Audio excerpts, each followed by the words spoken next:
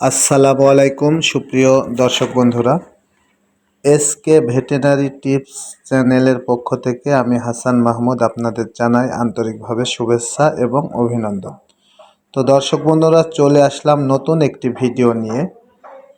যারা ব্রয়লার মুরগি পালন করেন এবং পালন করব ভাবছেন তাদের জন্য এই ভিডিওটি অত্যন্ত গুরুত্বপূর্ণ এবং প্রয়োজনীয়। তো দর্শক বন্ধুরা, আজকের ভিডিওতে আমরা আলোচনা করব বুডিং সম্পর্কে, যে ব্রয়লার মুরগির বুডিং কিভাবে তৈরি করতে হয়। আপনারা দেখতে পাচ্ছেন যে কাঠের গুঁড়া আগে বিছায় নিতে হবে, তারপরে কিন্তু পেপার পেড়ে দিতে হবে। কারণ পেপার যদি না পাড়া হয় তাহলে যেহেতু ছোট বাচ্চা, এমন হতে পারে বাচ্চার চোখ কানা হয়ে যেতে পারে। এই জন্য আমরা কাঠের গুঁড়া বিছাবো এবং অনেকজনা ধানের যে আপনারা তুষ বলে ওই তুষও বিছানো যেতে পারে। আপনারা যদি মনে চায় যে তুষ বিছিয়ে বোর্ডিং করব তাও পারেন, কিন্তু তার উপরে আপনারা অবশ্যই এই পেপার পেড়ে দিবেন ভালো করে। তো দর্শক বন্ধুরা, যেহেতু ব্রয়লার মুরগি যারা পালন করব ভাবছেন, হয়তো অনেক সময় বুডিং তারা কিভাবে করতে হয় জানেন না, তাদের জন্য এই ভিডিওটি। তো সর্বপ্রথম আমরা দেখতে পাচ্ছেন যে বুডিংয়ে ঘিরাটা বৃত্ত আকারে ভালো করে গোল করে ঘিরে নিতে হবে এবং নিচে তুষ অথবা কাঠের গোড়া দিতে হবে, তারপরে পেপার বিছাইয়ে দিতে হবে। আর তারপরে আপনারা বাচ্চা ওই বোর্ডিংয়ের উপর ছেড়ে দিবেন। তো মেন আলোচনা হচ্ছে, আপনার ব্রয়লার মুরগি যদি ভালোভাবে পালন করতে চান বা ব্রয়লার মুরগির ফলাফল যদি ভালো পেতে চান বা ব্রয়লার মুরগিতে যদি লাভ করতে চান, তাহলে অবশ্যই আপনারা বুডিংটা ভালোভাবে করবেন। কারণ বুডিং যদি ভালো না হয় ব্রয়লার মুরগি ভালো হবে না। তো দর্শক বন্ধুরা, ব্রয়লার মুরগি পালন করার জন্য বুডিংটা হচ্ছে সর্বপ্রথম কাজ। টাইটভাবে করতে হবে। ব্রয়লার মুরগির মেন মানে কাজই হচ্ছে বুডিং। যে মুরগির বুডিং ভালো হবে সেই মুরগি দেখবেন ওজন আসবে ভালো, এবং আপনার রোগ বালাই এই সমস্ত জিনিসগুলা হয় না। তো বুডিং করার নিয়ম হচ্ছে মেন যে কয়েকটি বিষয় আছে সেগুলো হচ্ছে, বুডিংয়ের মেন হচ্ছে তাপমাত্রা। তাপমাত্রাটা আমরা নিয়ন্ত্রণ যদি করতে পারি, কিভাবে যে পরিমাণ তাপমাত্রা লাগবে ব্রয়লার মুরগির জন্য সেই পরিমাণ তাপমাত্রা যদি আপনারা ঠিক মতন দেন, তাহলে ব্রয়লার মুরগির বুডিংটা ভালো হবে। আর যদি তাপমাত্রা কম হয় বা বেশি হয় তাহলে কিন্তু বুডিং ভালো হবে না এবং মুরগির কিন্তু সমস্যা হওয়ার সম্ভাবনা আছে।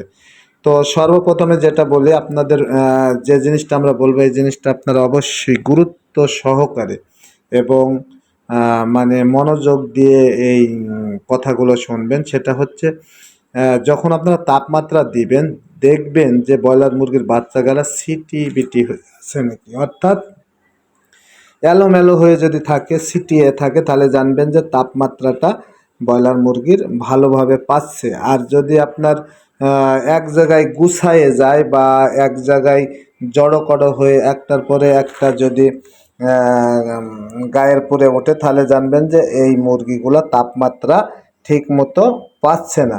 এই জন্য আপনারা নিজে নিজেই বুঝতে পারবেন যে ব্রয়লার মুরগির তাপমাত্রাটা আসলে সঠিকভাবে আপনাদের হচ্ছে কিনা।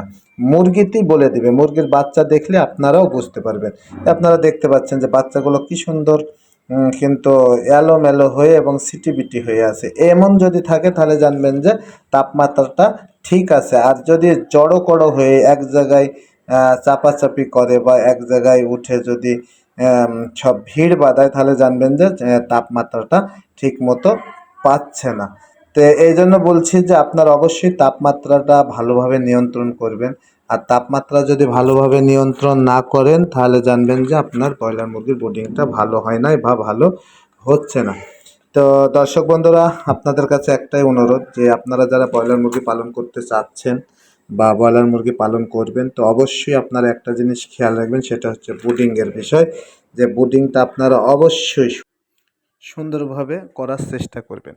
কারণ আপনারা যদি বুডিংটা ভালো না করেন তাহলে আপনি কোনো দিনই ব্রয়লার মুরগি ভালো হবে না এবং কোনো সময় ব্রয়লার মুরগির ভালো ফলাফল পাবেন না।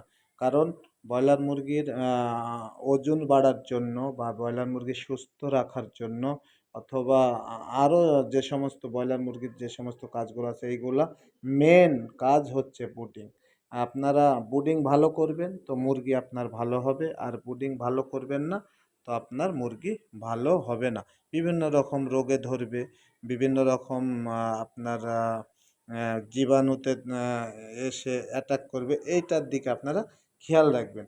তো এই জন্যে দর্শক বন্ধুরা, যদি আপনাদের কোনো ব্রুডিং সম্পর্কে আরও কিছু জানার দরকার হয় তাহলে অবশ্যই আপনারা আমাদের কাছে কমেন্ট করে জানাবেন, তাহলে আমরা আপনাদেরকে আরও ভালো পরামর্শ দেওয়ার চেষ্টা করব।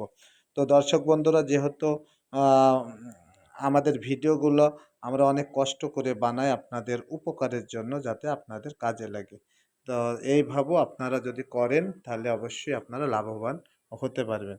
তো দর্শক বন্ধুরা, আপনারা অবশ্যই আমাদের এই চ্যানেলটি সাবস্ক্রাইব করে রাখবেন এবং কমেন্ট শেয়ার এগুলো করবেন, তাহলে হবে কি আমাদের ভিডিওগুলো বানানোর প্রতি আরও আগ্রহ বেড়ে যাবে। তো দর্শক বন্ধুরা, আজকের মেন বিষয় ছিল ব্রুডিং। তো ব্রুডিং সম্পর্কে আলোচনা আমরা করলাম। এরপরে আবার আপনাদেরকে বিভিন্ন ধরনের ব্রয়লার মুরগি পালন করতে যে সমস্ত বিষয় আছে, পার্ট পার্ট আমরা কোন ওষুধ খাওয়াতে হবে, বিভিন্ন ধরনের দেব, টিপস আপনাদের দেব অবশ্যই। তো আপনারা সকলেই আমাদের এই চ্যানেলের পক্ষেই থাকবেন এবং আমাদেরকে একটু উৎসাহিত করবেন, যাতে আমাদের চ্যানেলটি আরও বড় হতে পারে। তো দর্শক বন্ধুরা, আপনাদেরকে আবারও বলছি যে আপনারা যারা ব্রয়লার মুরগি পালন করতে চাচ্ছেন তারা অবশ্যই ব্রুডিংটা ভালো করে করবেন, তারপরে আপনারা ব্রয়লার মুরগি পালন করা শুরু করবেন। কারণ আপনি যদি না জানেন বা আপনি না পারেন ব্রুডিং সম্পর্কে অভিজ্ঞতা যদি আপনার না থাকে, তাহলে একজন ভালো পরামর্শ ডাক্তারের কাছে অথবা ভালো খামারির কাছে আপনারা পরামর্শ করে ব্রুডিং কেমনভাবে করতে হবে এই বিষয়টা জেনে শুনে তারপরে ব্রয়লার মুরগির চাষ শুরু করবেন। কারণ এটি একটি খুবই আপনার রিস্কি ব্যবসা। ব্রয়লার মুরগির ব্যবসা যদি এদিক সেদিক হয়ে যায় তো আপনি ক্ষতিগ্রস্ত হয়ে যাওয়ার সম্ভাবনা থাকবে। এবং এই ব্রয়লার মুরগি এমন একটি ব্যবসা, মানুষকে কিন্তু একেবারে পথের ফকির বানিয়ে দেয়। তো এই জন্য আপনারা না জেনে অবশ্যই আপনারা ব্রয়লার মুরগি পালন করতে যাবেন না। ভালো করে জানবেন, ভালো অভিজ্ঞ লোকের কাছে পরামর্শ করবেন বা ইউটিউব থেকে ভালো ভিডিও দেখবেন কীভাবে আপনার ব্রুডিং করতে হয়, এটা জেনে শুনে তারপরে আপনারা নতুনদের জন্য বিশেষ করে এই পরামর্শগুলি। আর যারা পুরাতন আছেন তারা তো জানেনই যে কেমনভাবে ব্রুডিং করতে হয়, তো তাদেরকে তো আর কিছু বলা লাগবে না। তো দর্শক বন্ধুরা, অনেকক্ষণ আপনাদের সঙ্গে বকবক করলাম, এর মধ্যে যদি ভুল হয়ে যায় আপনারা অবশ্যই ক্ষমার দৃষ্টিতে দেখবেন। তো ভিডিও এ পর্যন্তই। আপনারা ভালো থাকবেন।